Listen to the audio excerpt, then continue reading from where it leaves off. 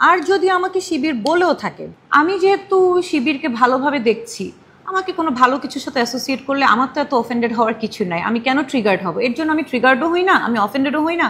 তোমাদের যদি বলার থাকে শিবির আমাকে বলো, কি আসে গেল। হ্যাঁ, শিবির যদি হয়েও থাকে আমি তো খারাপ কিছু করছি না, অ্যান্ড শিবিরও সোফার কোনো খারাপ কিছু করে নাই যেটার সাথে আমি অ্যাফিলিয়েটেড হলে আমার মনে করেন একটু খারাপ লাগতে পারে।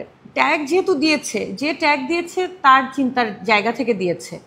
আমি আমার চিন্তা বলেন, কাজ বলেন, সব কিছু জায়গা থেকে আমি জানি আমি নিউট্রাল থাকার চেষ্টা করি, আমি আনবায়াস থাকার চেষ্টা করি। সো আমি আমার জায়গায় ঠিক আছি, তাই আমার এইসব ট্যাগে তেমন কিছু আসে যায় না।